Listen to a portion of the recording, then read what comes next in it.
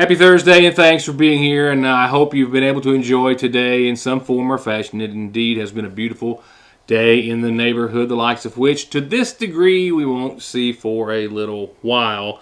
Clouds and showers and storms in the forecast. Nothing dramatic or extreme, but definitely this was the day to play hooky if you could. If you did, well, congrats to you. Headlines tonight will include some good news that we won't have to endure some of the services being out as related to power outages as we were in McGoffin County without water because of no electricity during the ice storm a few years ago, thanks to a major grant that the McGoffin County Fiscal Court has secured in the county government. This is going to be a big deal, and will keep us and keep water flowing for maybe any type of situation. That's the plan. I'll tell you about that in just a few seconds. I'll tell you a bit about a wonderful story that I'm working on that I'll have for tomorrow. Just a great story. And I'll shed more light on that in a few moments. I do have some other news and information, and we will wrap it all up, of course, with your updated 7-day in just a few moments. Before we get to our local news, it's now 11. That's the number of people from Kentucky who have been sentenced to federal jail time for cockfighting. 2 more people as of late. 48-year-old Jared McVeigh and 42-year-old Linda McVeigh of Carlisle, Kentucky were sentenced this week to 12 months and a day, respectively, in federal prison for conspiracy for sponsoring or exhibiting or operating a cockfighting institution called the Valley, a pit on the border of Nicholas and Fleming counties here in Kentucky. In their plea agreements, the McVeighs say they did conspire with others, including 48-year-old Walter Mitchell of Ewing, Kentucky, to organize multiple animal fights, cockfights at the Valley over a number of months and even longer. Many of them with over 100 people in attendance. In all, 11 people have now been sentenced to federal prison for their participation in cockfighting in the Eastern District of Kentucky. 4 others were sentenced to home detention or federal probation. This goes back to just March of this year, just last month, where 43-year-old Cruz Alejandro Vasquez of Maysville was sentenced to 15 months in prison, 3 years of supervised release, fined $10,000 for trying to bribe the Mason County Sheriff to influence the sheriff in connection with a fighting venue there. 43-year-old Timothy Sizemore of Manchester was sentenced to 26 months in federal prison, supervised release, and a fine of $1,000 for his role in a cockfighting ring in Manchester called Riverside, and an animal fighting venture in Pike County called Blackberry. His co-defendant in running Riverside, 73-year-old Millard Oscar Hubbard of Manchester, was sentenced to a year and a day, supervised release, and a $95,000 fine. A referee at Riverside, 34-year-old Justin Smith of Manchester, sentenced to a month in prison, 18 months of supervised release, and a fine. The owner of the property where Blackberry was located, Patty Hatfield, 8 months home in detention, 2 years supervised release. In another case in London, Kentucky, the Bald Rock facility, Ricky Johnson, 56, of London, was sentenced to 2 months and 8 months home incarceration, a fine, and all for his role in running Bald Rock. And numerous other individuals who fought roosters at Bald Rock have also been sentenced as well. In jail records, police in Paintsville arrived after a 911 call was made to a Paintsville place of residence to find a man unconscious or starting to come to after being Narcaned, it looks as though 3 times, with those who were with him fleeing the scene and leaving him there before police arrived. Paintsville police say they got a call at 10 o'clock Monday night of this week to an apartment on Woodland Court, and when they got there, they found, first of all, 3 empty cans or packets of Narcan on the floor. No one else except for a man who was just starting to come to from being Narcaned. He was folded over and was said to have been suffering from the after effects of drugs. When he recognized the officer and started to answer some of the officer's questions, saying that there had been 2 more people in there with him when he was doing the drugs, but that they were gone.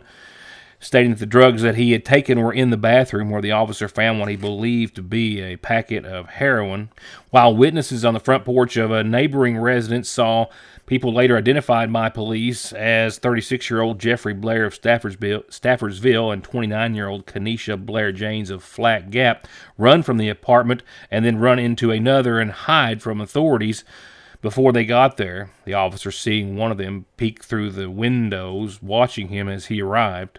While Blair was later confirmed to have been banned from the property from prior occasions, and Blair Janes faced an additional count of terroristic threatening for telling the officer that she wanted to and would blow his brains out on the way to the detention center, where the two also faced criminal trespassing charges and wanton endangerment charges in the first degree. And real quickly, just to note, a Martin County man was convicted this week and is awaiting formal sentencing, facing up to 30 years in prison for producing child pornography. 60-year-old Donald York of Beauty was convicted this week. The federal trial, which began Monday and wrapped up yesterday in Pikeville, resulted in a conviction of 60-year-old Donald York of Beauty, convicted on 4 counts of producing and 2 counts of distributing child pornography. This after he was initially arrested and lodged in the Big Sandy Regional Detention Center by authorities back on August of 21 for rape in the first degree, 2 counts of unlawful transaction with a minor, and possession of child pornography. His sentencing has officially been set for later on this summer in the month of August, and he faces up to 30 years in prison and up to 20 years in prison on the charges. The trial found that he had enticed young girls to engage in sexually explicit conduct, recording it on a number of occasions. The jury returning guilty verdicts on all 6 charges that were levied against him. And before I come back, I'll close out this segment with another invitation from one of our 2 Magoffin County young ladies who are members of the Kentucky Opry Junior Pros over at the Mountain Arts Center. Billie Jean Osborne's Kentucky Opry Junior Pros are a group of kids ranging in ages from 8 to 18. Each student receives forms of education in musical instruments, vocal training, stage presence, commercial music, and various forms of reading music and charts. Under the new directors Teddy and Bobby Cyrus, the Junior Pros open for the Kentucky Opry and produce 2 headliner shows of our own. In fact, we have one coming up this week. Our rock show is this Saturday, April 15th at the Mountain Arts Center, and it will be opened by a group of just as talented kids called the Rising Stars. You can purchase tickets at www.macarts.com, by calling 1-888-MAC-ARTS, or by stopping by the People's Bank box office at the Mountain Arts Center. You will hear some of rock and roll's greatest songs from some of their greatest performers, such as Bonnie Tyler, AC/DC, Tina Turner, Aretha Franklin, Fleetwood Mac, Journey, Bon Jovi, and more. So come on down to the Mountain Arts Center this Saturday at 7 and get ready to rock. At Golden Law Office, our attorneys previously represented the nation's largest insurance and trucking companies, handling cases involving serious personal injury and death. We know their strategies, how they will defend the case, and what factors drive large settlements. The attorneys at Golden Law Office can use this inside knowledge to ensure your case is handled effectively and aggressively. Hiring Golden Law Office provides you with a strategic advantage. Call Golden Law Office today. What we have here is our famous chicken sandwich at your Sayersville Lee's, which is also Saturday's special. You can get a chicken sandwich, wedges, and a drink for just $6. Friday's special is a liver or gizzard dinner with 2 homemade sides and a biscuit for just $5.79 plus tax. Let's recap. Chicken sandwich, Saturday special, or get it any day of the week. Fridays, livers or gizzards at your Sayersville Lee's famous recipe. Someone dies in the U.S. every 7 minutes from an overdose, and over half of the population gets or takes pills from a friend or relative. And about 46 million and counting are exposed to narcotics in their drinking water. So don't toss them, flush them, or leave them lying around. Safely dispose of your unneeded meds anytime at Parkway Pharmacy, where you can always talk to a pharmacist when you need one. The reassurance of getting your medications and over-the-counter needs at Sayersville's oldest and most trusted pharmacy, the convenience of curbside pickup and call-ahead service, and the fact that you can walk in, order to go, or sit down and get gourmet quality hot fudge brownies nachos, shakes, coffees, hot dogs with homemade sauce, desserts, and more makes it more than your hometown Good Neighbor Pharmacy. It's a destination in downtown Sagersville, Frazier's Prater Drugstore. It doesn't get any sweeter than that. Get great deals on the greatest brands at Conley Tire with up to $150 back on Goodyears, $100 on Hancooks, $100 on Mickey Thompson's, $125 on Yokohamas. And you can always pay now or later. Plus quick service with oil changes, brake jobs, $35 computer diagnostics to fix and repair your ride at Conley Tire and ConleyTire.net. We can all certainly agree on the fact that we have seen a lot more than our fair share of extreme weather here as of late, last few months, last few years, certainly in many, many forms. And that goes back to the ice storm that we saw just a few years ago that caused widespread power outages. And with that power being out here in McGoffin County, we saw water service going out as well because the pumps just didn't have electricity to run. There are a number of pump stations, more than a dozen in the McGoffin County Water Works District.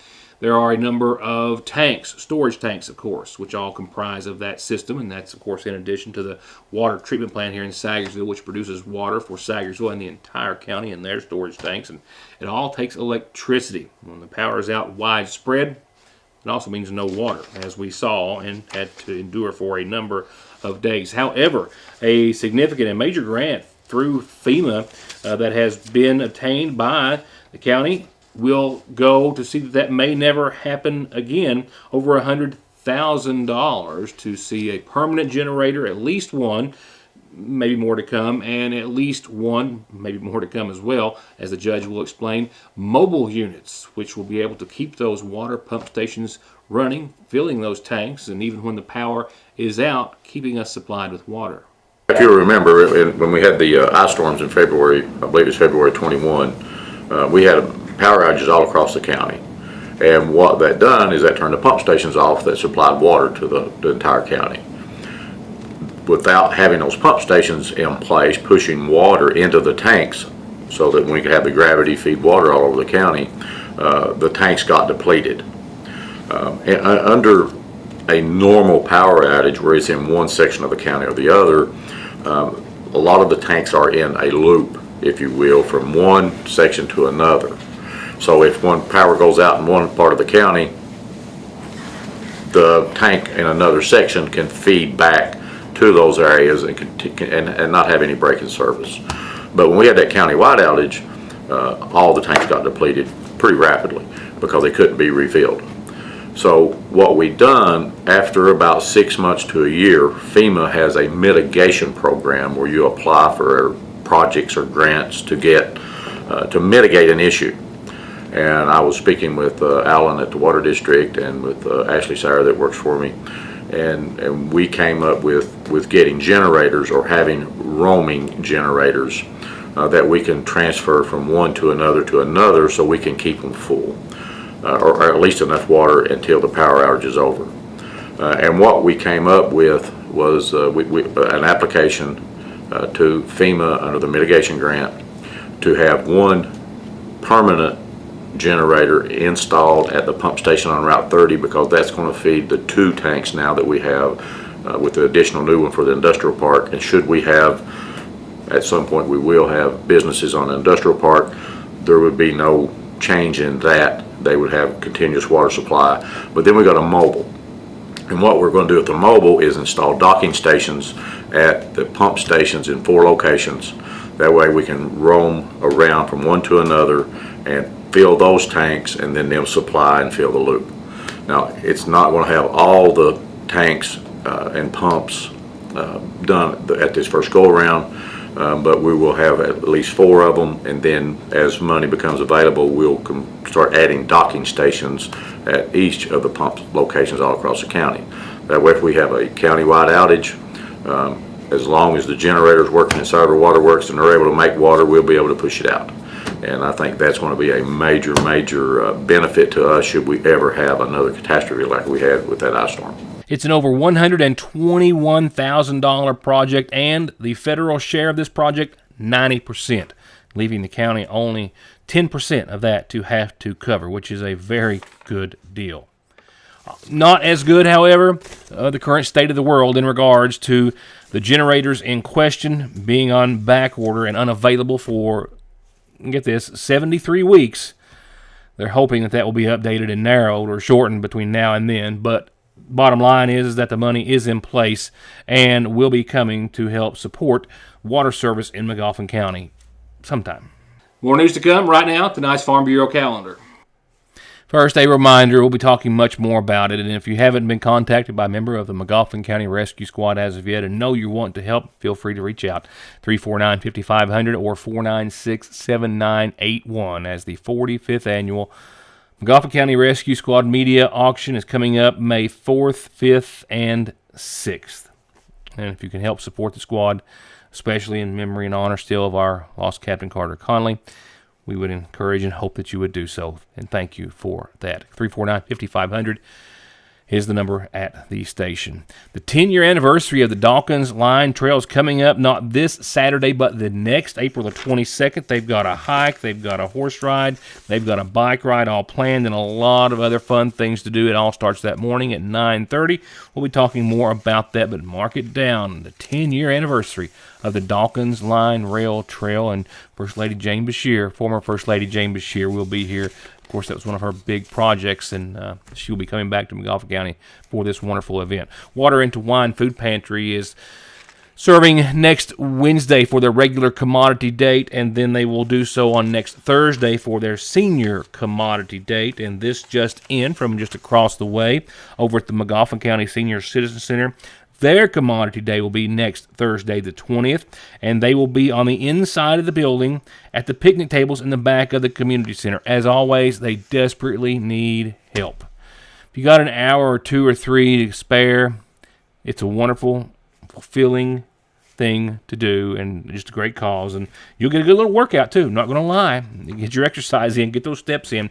That's next Thursday the 20th. Marlene also wants me to remind everyone that the annual trip to Camp Nathaniel is next Tuesday the 18th, and they'll be closed that day and leaving the center at 8:30 that morning. And remember, the next McGoffin County Horse Show coming up is set, well, at least sponsored by the Sagersville Masonic Lodge, is set for May the 20th. All proceeds going to support the Coats for Kids project. Right now, they're currently looking for sponsors to fill up the rest of the classes. I think it's just $50 a class. And call Paul Gumby Montgomery if you can help in any form or fashion. A great evening of entertainment, but still a lot to do, and that can help be done with your, you can help that be done with your sponsorship. May the 20th is the show.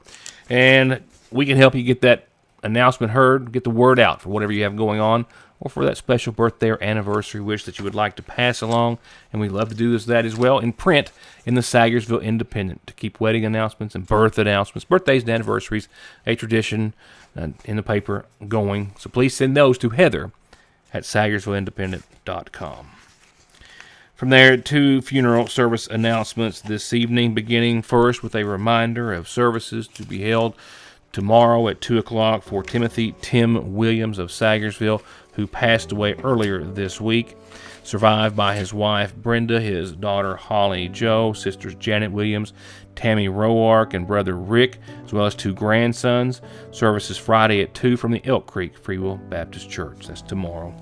And services have now been set for 22-year-old Brandon Lee Ray Adams of Sagersville, who passed away yesterday in Floyd County, as I mentioned last night. The son of Dwayne and Stephanie Holiday Adams. He's as well survived by brother Ryan, his maternal grandparents Donald Holiday and Phyllis Nana Holiday, as well as paternal grandparents Gerald and Debbie Adams, Uncle Brian Holiday of Mount Sterling, and Brian's children, Austin Holiday, Alexis Burke, as well as Brandon's companion, Brent Perkins. Services have been set for this coming Tuesday at 1 from the McGoffin County Funeral Home.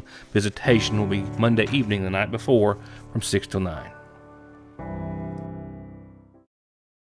McGoffin Farm Bureau and manager Doug Green are proud to welcome Agent Jeff Salyer to the agency. Jeff's lifelong knowledge of the community and our people make him an immediate asset for all of your auto, home, life, commercial, and retirement investments. They're waiting for your call or visit at McGoffin Farm Bureau.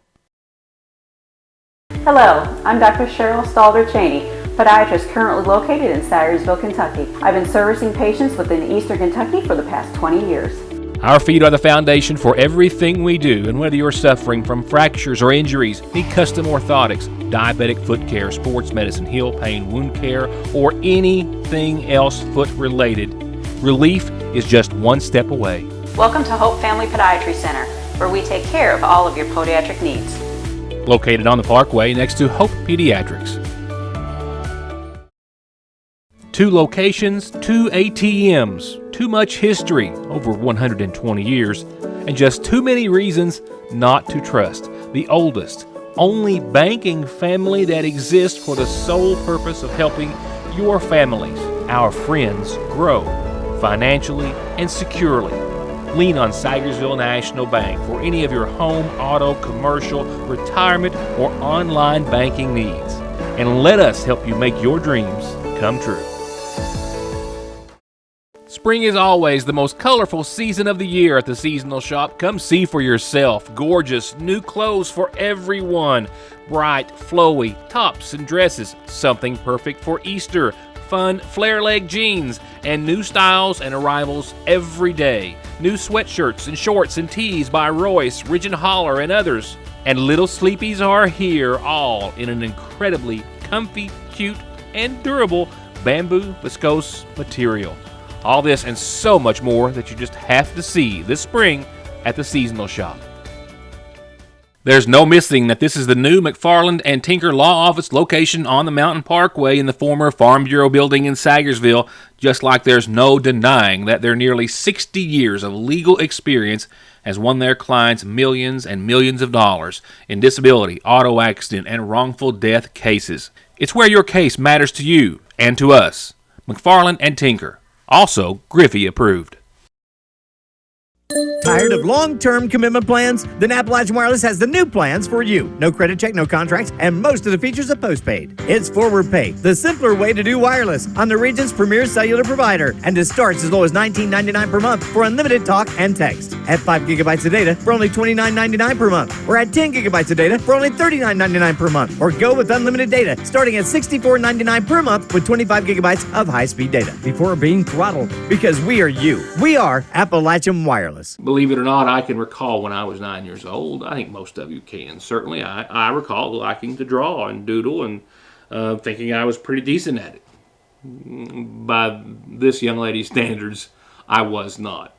I don't know what else I was doing at 9, but I wasn't thinking about doing art to this level and then taking that art and putting it towards one of the most wonderful causes in the world. Look for this story and this young lady, hopefully on tomorrow night's program and then next week's edition of The Independent. These works done by a local young lady, 9-year-old, just 9-year-old, Tinley Faith Collett, are newsworthy in and all to themselves. Quite breathtaking. When you consider the fact that she did these works and then put them up for auction, took that money and a little bit of her own money from a birthday and donated them to a very wonderful cause, well, that makes it extra special and much more than newsworthy. And Heather, my editor, had a wonderful opportunity and privilege of sitting down with this young lady earlier today, as did I. Look for this story. Again, I'm hoping for tomorrow, and definitely coming up here on Your News Today, and most certainly in next week's edition of The Independent. Now, let's wrap it up with a quick minute or two on your weather forecast, and let's for just a moment reflect about today. Beautiful, right? 80, sunny, perfect. Now, just for a second, think if right now at any time you were out there today enjoying it and all of a sudden hail the size of hen eggs in baseball started to fall. Sounds possible. Well, it's not.